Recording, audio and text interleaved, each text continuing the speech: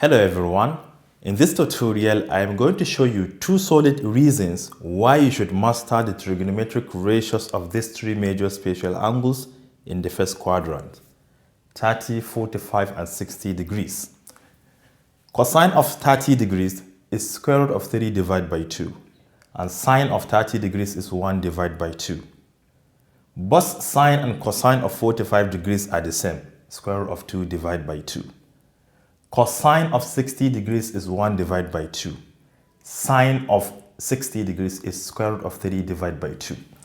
The first coordinate is for the cosine, while the second one is for the sine, because cosine depends on x-axis, while sine depends on y-axis. So I would like to let you know that all other ratios in second, third, and fourth quadrant are repetition of this, just that you may encounter different sign, either positive or negative. But in the first quadrant, all of them are positive. So reason number one, let me choose any angle at random. Let me take 150, which is right here. If you want to find maybe sine of 150 degrees, you should know that sine depends on what? Y-axis. So therefore, that angle 150 that is in the second quadrant will also depend on what? This y-axis, which is positive. So we know that our angle, our result will be positive. But we have not mastered the ratio of 150 degrees. But we know that 150 degrees is 30 degrees less than 180 degrees, because this is 180 degrees. I'm not talking about these four major angles because they are very simple to obtain. It is either 0 or 1, -1 or 0, right? So since 150, which is right here, 150 degrees, is 30 degrees less than 180. This is 180 degrees. So since it is 30 degrees less than 180, you can confidently use 30 degrees. This is why I told you that these three spatial angles are very important. So instead of finding sine of 150 degrees, you can say that this is the same thing as sine of 30 degrees. They are exactly the same. And sine of 30 degrees is 1 divided by 2. This is equal to 1 divided by 2. What about cosine of 150 degrees? We know that in the second quadrant, cosine is negative because this x-axis is negative. So again, 150 is 30 degrees less than 180. You can still use 30 degrees as reference. So what is cosine of 30 degrees? It is square root of 3 divided by 2. So this is equal to cosine of what? 30 degrees. But you know that in the second quadrant, cosine is what? Negative. Just attach negative here. So cosine of 150 degrees is equivalent to negative cosine of 30 degrees. And cosine of 30 degrees is square root of 3 divided by 2. And hence, this is equal to negative square root of 3 divided by 2. Remember, I told you that the ratios remain the same, just that you may encounter a difference of sign. So you see, this is negative while this is positive. So this is one major reason. Or should I show you tangent of the same angle? All right. Tangent of 150 degrees. This is applicable for all other angles. You can confidently take tangent of 30 degrees. But is tangent negative or positive? It's only sine and its reciprocal, which is cosecant, that are positive here. But all other ratios remain negative. So this is negative.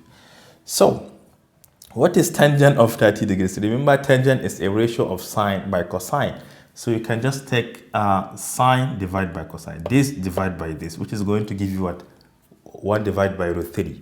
So this is equal to negative 1 divided by root 3.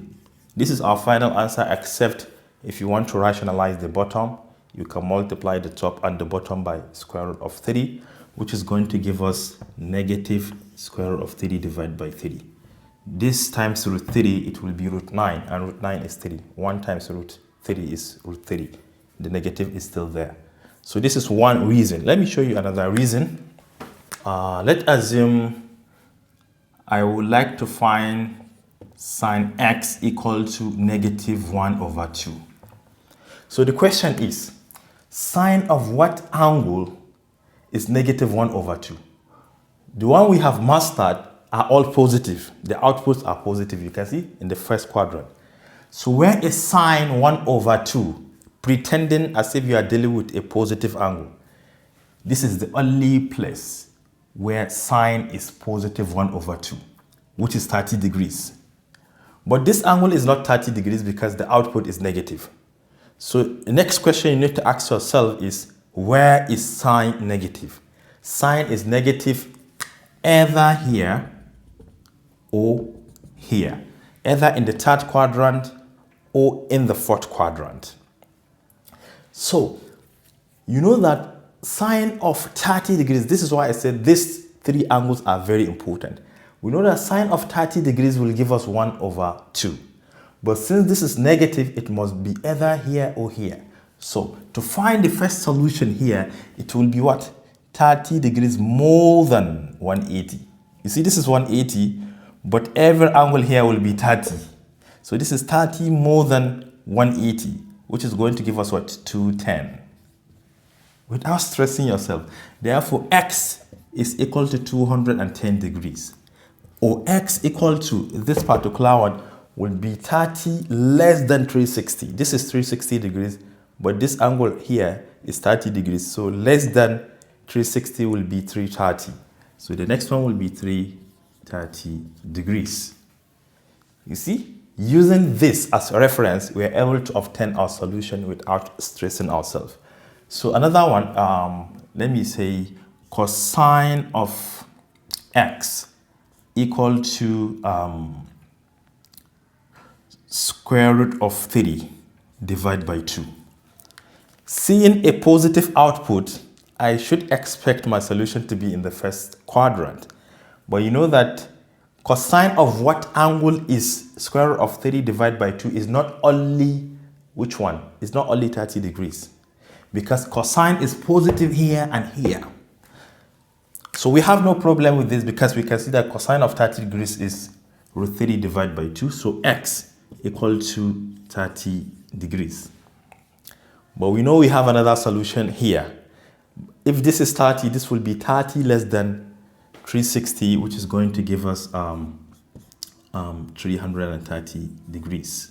So this is why these three special angles are very important in either solving an equation or evaluating a ratio greater than 90 degrees. For instance, if I have 240 here, I know 240 is situated in this quadrant, right? Sine of 240. So for instance, if I want to evaluate sine of 240, one thing you need to know first is the location of this angle, which must be here in the third quadrant. The next, sine in that quadrant must be negative. So first of all, write negative sine. Now we are going to determine which angle to use. So 240 is greater than 180 by what? By 60. And we know that 60 is a special angle in the first quadrant. And sine of 60 is square root of 3 divided by 2. And hence this is equal to negative square root of 3 divided by 2. So we have a lot of reasons why you should master this. But for this tutorial, I just bring 2. For solving an equation, or if you want to evaluate a ratio of an angle greater than 90 degrees, either here, here, or here, you can always use these 3 angles as reference. Thank you for watching. Do share to your learning colleagues, and don't forget to subscribe to my YouTube channel for more exciting videos. Bye-bye.